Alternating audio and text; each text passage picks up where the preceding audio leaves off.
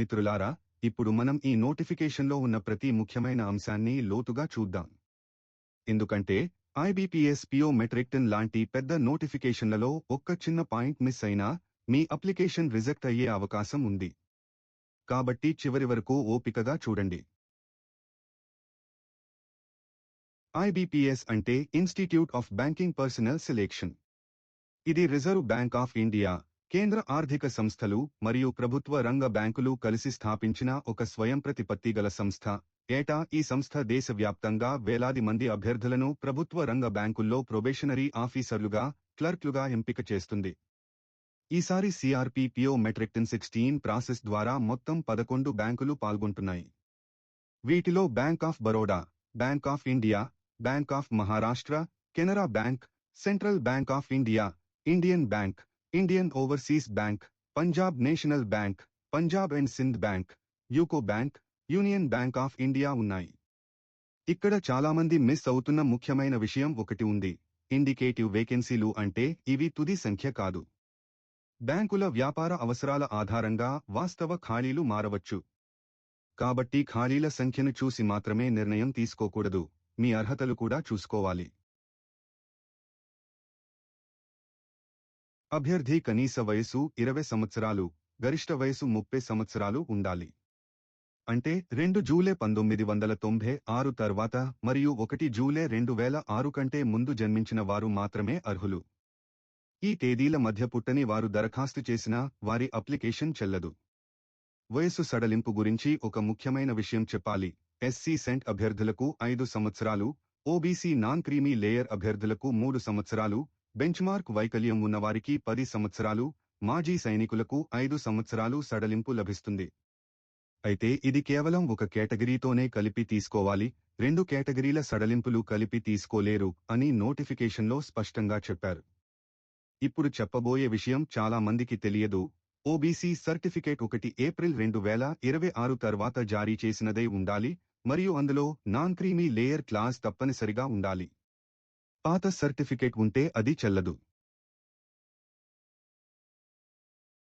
అభ్యర్థి ఏదైనా గుర్తింపు పొందిన యూనివర్సిటీ నుండి గ్రాడ్యుయేషన్ పూర్తి చేసి ఉండాలి. రిజిస్ట్రేషన్ చేసే రోజుకు డిగ్రీ మార్క్ షీట్ లేదా సర్టిఫికేట్ చేతిలో ఉండాలి. ఫలితం 21 జూలై 2026 కంటే ముందు ప్రకటించి ఉండాలి. సిజిపిఏ లేదా ఓప్పా ఉన్నవారు తప్పనిసరిగా దానిని పర్సెంటేజ్గా మార్చి నమోదు చేయాలి. ఇక్కడ ఒక కీలకమైన విషయం, పర్సెంటేజ్ లెక్కింపులో వచ్చే ఫ్రాక్షన్ను తీసివేస్తారు. అంటే 59.99%ను 60% కంటే తక్కువగా పరిగణిస్తారు. ఇది తెలుసుకోకుండా దరఖాస్తు చేస్తే సమస్య రావచ్చు, ఎందుకంటే కొన్ని కటాఫ్లు దీని మీద ఆధారపడి ఉంటాయి.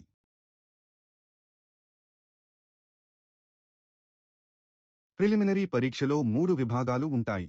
English language, quantitative aptitude, reasoning ability. మొత్తం 100 ప్రశ్నలు, 100 మార్కులు, 60 నిమిషాల సమయం. ప్రతి విభాగానికి వేర్వేరు సమయం కేటాయించారు కాబట్టి ఒక సెక్షన్లో ఎక్కువ సమయం తీసుకుంటే మరో సెక్షన్కు నష్టం జరుగుతుంది. మెయిన్ పరీక్షలో reasoning, general economy, banking awareness, English language, data analysis and interpretation అనే 4 ఆబ్జెక్టివ్ విభాగాలు. ఆ తర్వాత 25 మార్కులకు డిస్క్రిప్టివ్ పేపర్ ఉంటుంది. మొత్తం 200 మార్కులు, 160 నిమిషాల ఆబ్జెక్టివ్ టెస్ట్ ప్లస్ 30 నిమిషాల డిస్క్రిప్టివ్ పేపర్. ఇక్కడ ఒక కొత్త విషయం మీకు చెప్పాలి. డిస్క్రిప్టివ్ పేపర్ను ఆటోమేటెడ్ స్కోరింగ్ మెకానిజం ద్వారా మూల్యాంకనం చేయవచ్చు అని నోటిఫికేషన్లో పేర్కొన్నారు. అంటే మీ రైటింగ్ ప్రొఫిషియన్సీని ఒక సాంకేతిక వ్యవస్థ కూడా అంచనా వేయవచ్చు. కాబట్టి స్పష్టమైన, వ్యాకరణ దోషాలు లేని రాతలు రాయడం మరింత ముఖ్యమవుతుంది. తప్పు సమాధానాలకు పెనాల్టీ కూడా ఉంది. ప్రతి తప్పు సమాధానానికి ఆ ప్రశ్నకు కేటాయించిన మార్కుల్లో 4వ వంతు 0.25 తీసివేస్తారు. ప్రశ్న వదిలేస్తే ఎలాంటి పెనాల్టీ ఉండదు. మెయిన్ పరీక్షలో అర్హత సాధించిన వారికి పర్సనాలిటీ టెస్ట్ నిర్వహిస్తారు. ఇది సెల్ఫ్ రిపోర్ట్ తరహాలో ఉంటుంది. నాన్ క్వాలిఫైయింగ్ అయినప్పటికీ ఇంటర్వ్యూకు అర్హత పొందాలంటే ఇది తప్పనిసరిగా పూర్తి చేయాలి.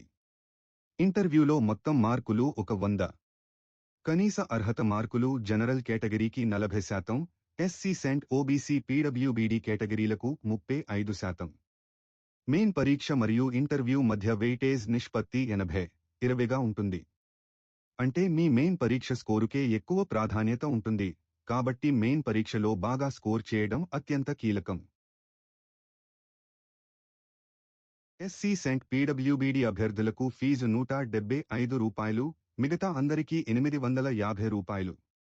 ఆన్లైన్ రిజిస్ట్రేషన్ మరియు ఫీజు చెల్లింపు 1 జూలై 2026 నుండి 21 జూలై 2026 వరకు జరుగుతుంది. ప్రిలిమినరీ పరీక్ష ఆగస్టు 2026లో, మెయిన్ పరీక్ష అక్టోబర్ 2026లో, ఇంటర్వ్యూలు నవంబర్-డిసెంబర్ 2026లో, ప్రొవిజనల్ అలాట్మెంట్ జనవరి 2027లో జరగనుంది. ఫోటో, సంతకం, ఎడమ చేతి బొటనవేలి ముద్ర, చేతిరాత డిక్లరేషన్ వీటన్నింటినీ నిర్దిష్ట సైజులో, నిర్దిష్ట ఫార్మాట్లో అప్లోడ్ చేయాలి. చేతిరాత డిక్లరేషన్ క్యాపిటల్ లెటర్స్లో రాయకూడదు, ఇంగ్లీష్లోనే స్వయంగా రాయాలి. ఇది తెలుసుకోకుండా దరఖాస్తు చేస్తే సమస్య రావచ్చు, ఎందుకంటే క్యాపిటల్ లెటర్స్లో సంతకం లేదా డిక్లరేషన్ ఉంటే అప్లికేషన్ చెల్లదు.